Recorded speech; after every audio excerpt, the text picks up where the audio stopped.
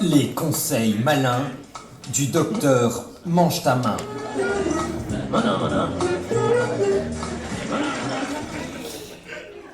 Chers collégiens, vous êtes nombreux à avoir écrit au docteur Mange ta main pour lui demander comment choper des meufs. Aujourd'hui, je vais répondre à cette lettre émouvante de Quentin, 13 ans, qui a malheureusement bien plus de boutons que de copines et qui aimerait bien améliorer son rapport nombre de copines sur nombre de boutons. Tout d'abord, Quentin, sache qu'il y a 2 moyens d'améliorer un rapport. Augmenter son numérateur et ou diminuer son dénominateur. Chacun des 2 termes étant un entier naturel qu'on peut placer sur le plan n fois n, ton rapport sera un quotient situé dans l'ensemble Q des nombres rationnels. C'est des maths, vous me suivez.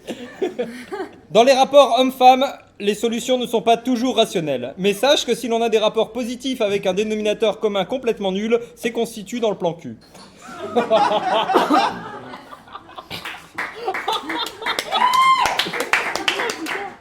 La bosse des maths, ça peut vous prendre n'importe où. Mais revenons à toi, Quentin.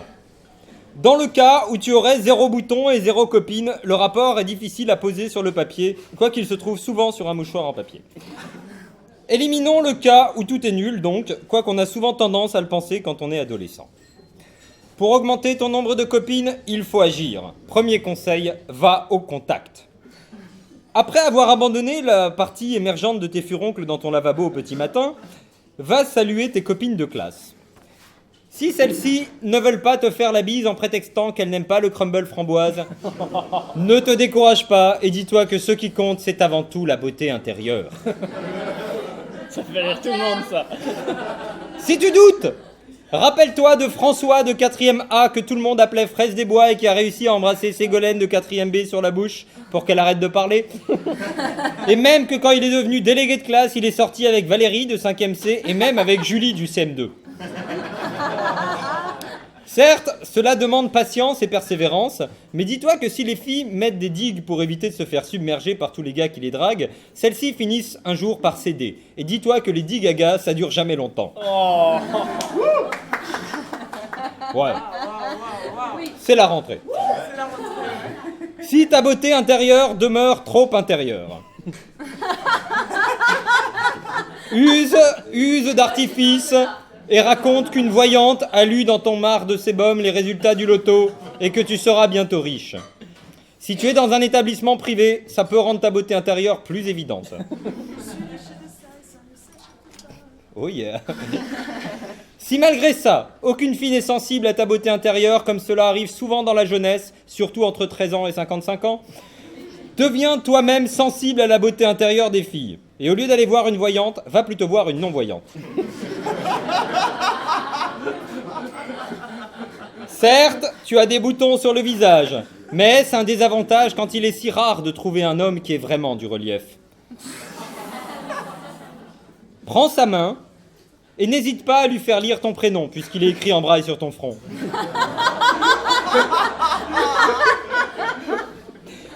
Si elle appuie pour corriger les fautes de braille au blanco de sébum, prétends que tu as tout un texte à corriger sur ton corps. Les gens sont toujours en train de manger, bordel. Bon appétit. Et mets-la en appétit, justement, en sortant de ta poche un papier à bulles que tu commences à presser. On crépite comme on peut, comme me disait un ami aérophage. Nous sommes au niveau grosse tête, à peu près. Ah oui, je suis désolé. On est potache aussi. Si malgré cela, copine aveugle et réticente à te suivre, prends-lui sa canne blanche. Si elle exige que tu lui rendes, vante-lui les vertus du bio et tends-lui ta canne rose. Si elle se plaint qu'une canne en viande ne vaut pas celle en bois, dis-lui de persévérer et assure-lui que tu es toi aussi télescopique. Si elle est indifférente au télescope, sous prétexte qu'elle finira bien par monter au ciel toute seule et qu'elle t'a pas attendu pour voir des étoiles, fais-la rêver. Et dis-lui que ton miroir de salle de bain, après ton perçage de boutons, c'est comme une voie lactée en braille. Si rien n'y fait, n'insiste pas, car souviens-toi qu'il y aura toujours en ce bas monde des personnes pour donner de l'amour à un jeune garçon en fleurs, surtout si tu es dans un établissement catholique. Qu'est-ce que t'as contre les établissements catholiques ? Mais rien. Ah, d'accord. Si tu ne veux pas que Père Martin devienne ta copine, sous prétexte que c'est l'ex de ton meilleur ami, C'est vrai que ça se fait pas. va voir Sœur Martine. Après tout, Sœur Martine n'est pas si âgée et a su rester coquette avec son vermillon à lèvres et sa coupe de cheveux en carré plongeant positivement sur ses boucles d'oreilles en cœur. Si son carré plonge négativement et remonte vers la nuque, que ses racines sont suspectes, c'est une perruque. D'ailleurs, les mathématiciens le savent bien, quand un carré est négatif, les racines sont forcément imaginaires.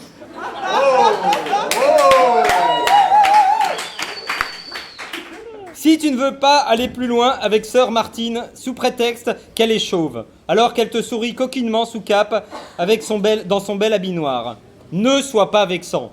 Quand une chauve sourit avec une cape noire, c'est peut-être Batman. Oh, les vieilles comme le monde, celle-là. Oh, ça va, hein. C'est la rentrée.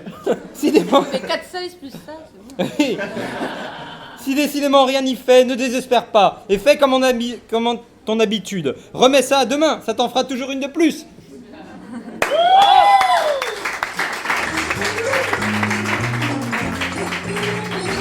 Merci, docteur. Mange ta main.